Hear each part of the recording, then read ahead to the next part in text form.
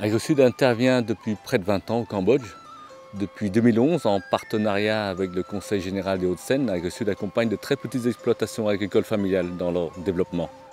La ville de Siem Reap, c'est d'abord les temples d'Angkor, une des destinations premières en Asie. La croissance touristique et urbaine s'accompagne par une forte demande en produits frais sur les marchés, bien loin d'être satisfaite par les producteurs locaux.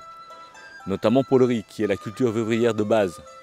Elle est essentielle à la sécurité alimentaire des ménages. Nous avons donc choisi d'adapter des techniques qui associent meilleur rendement et respect de l'environnement.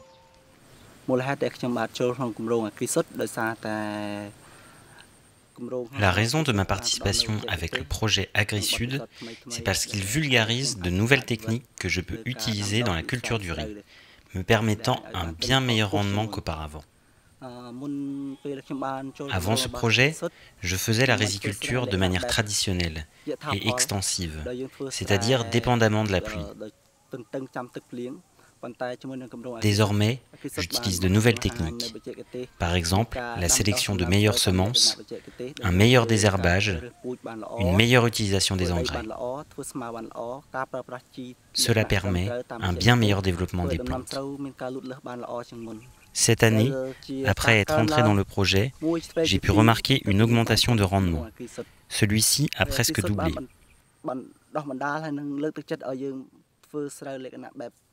AgriSud nous a également formés et encouragés à pratiquer des techniques d'agroécologie, par exemple par l'utilisation d'engrais biologiques. Cette utilisation permet de réduire les maladies ainsi que les attaques d'insectes. Le projet appuie la création et l'accompagnement des groupements de producteurs. Cela permet d'améliorer la commercialisation de la production, la diversification des cultures et l'accès au marché. On cultive des légumes qui sont destinés à être vendus aux hôtels et pour cela on pratique la méthode de rotation des cultures. En vendant aux hôtels, nous ne sommes pas obligés de nous lever aussitôt que si nous devions vendre au marché. En restant à la maison, ça nous permet de planifier davantage les cultures. On fait l'emballage nous-mêmes et ça nous permet de réduire l'utilisation des sacs plastiques. Nos légumes sont sains, ils sont sains pour nous, producteurs, et aussi pour les consommateurs.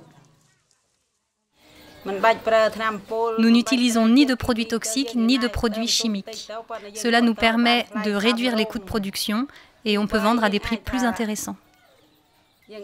Le fait de partager les différentes cultures entre nous, on vend mieux et c'est plus diversifié. On a donc un meilleur revenu. Ce qui est bien, c'est qu'on gagne du temps. On livre les légumes le matin. J'ai donc le temps d'étudier l'après-midi. On a également un revenu régulier. Cela me permet donc de payer mes études. Nous sommes vraiment contents d'utiliser les légumes de Shape. Ils sont plus frais que ce qu'on peut trouver sur le marché. La qualité est très bonne, il y a vraiment peu de pertes et on peut utiliser presque 100% du légume. Et surtout, nous aimons utiliser ces légumes parce que nous savons qu'il n'y a pas de produits chimiques comparés aux autres légumes du marché. Nous souhaiterions utiliser leurs produits autant que possible. Si à l'avenir ils proposent plus de variétés, nous serons vraiment intéressés pour les acheter. Tout ce qu'ils pourront produire, nous le choisirons en premier par rapport à ce qui est proposé au marché. Augmenter la production agricole locale, c'est aussi appuyer les agriculteurs dans de nouvelles techniques d'élevage. Avant, on n'avait qu'un petit élevage, mais après, on a réussi à s'étendre jusqu'à avoir 3 truies, alors qu'au départ, on n'en avait qu'une. Maintenant, on pratique également l'élevage de poulets.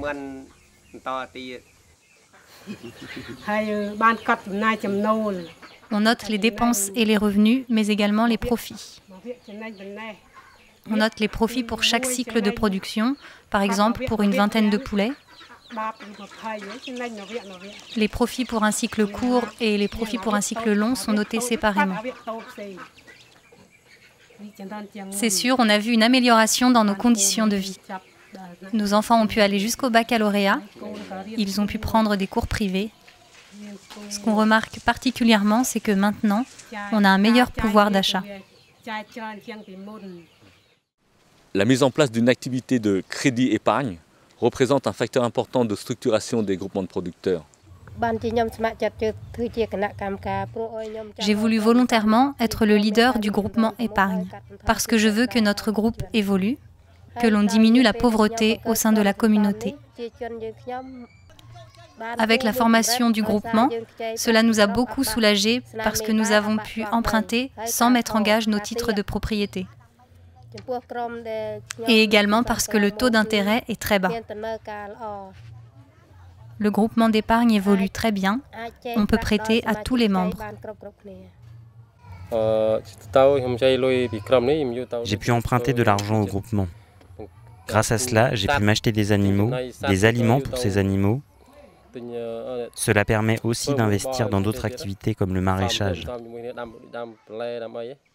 Maintenant, j'ai beaucoup d'animaux, surtout des cochons. Nous avons choisi d'effectuer une sensibilisation au niveau des villages par un accompagnement vers l'amélioration de la nutrition des familles, en redynamisant l'image de l'agriculture en milieu rural. C'est pour cela que nous avons mis en place des jardins pédagogiques sur le thème de l'agriculture et de la protection de l'environnement. Le point principal est l'appropriation de ces nouvelles techniques par les paysans. Cela passe donc par des maîtres exploitants, sensibilisés et motivés, qui par leurs conseils diffusent la démarche auprès des autres agriculteurs.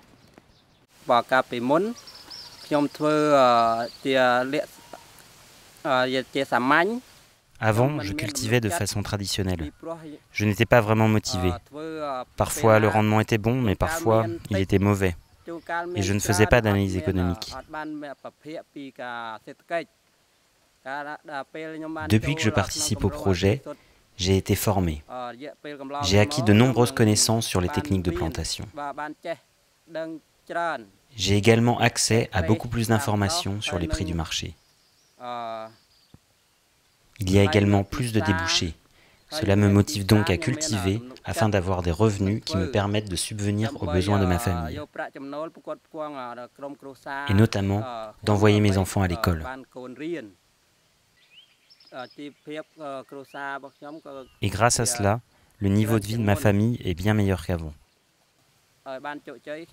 Tout cela, je l'explique et je le montre aux autres fermiers du village. Je les encourage à me suivre pour qu'ils aient des revenus plus réguliers.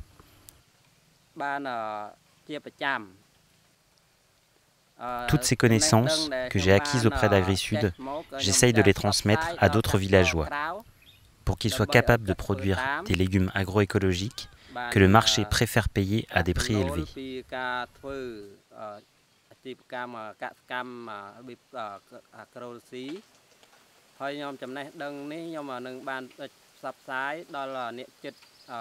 À travers cette agriculture, ils pourront vraiment augmenter leurs revenus et faire de véritables profits.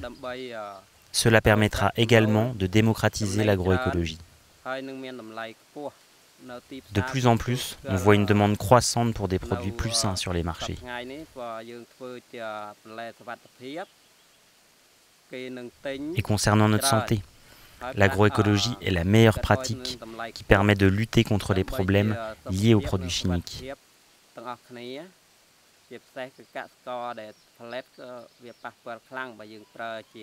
L'agroécologie, c'est bon pour tout le monde. C'est bon pour les producteurs qui sont le plus affectés par les produits chimiques et c'est bon aussi pour les consommateurs.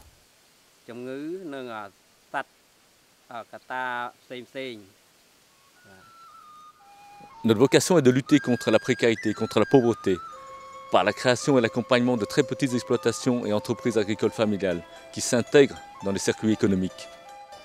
Ici, à Siem Reap, le projet aura permis de soutenir 820 familles et de produire par an 1008 tonnes de légumes, 200 tonnes de paddy, 85 tonnes de produits d'élevage. Et d'une manière générale, une augmentation de 25 à 30% de la production par rapport à la situation initiale.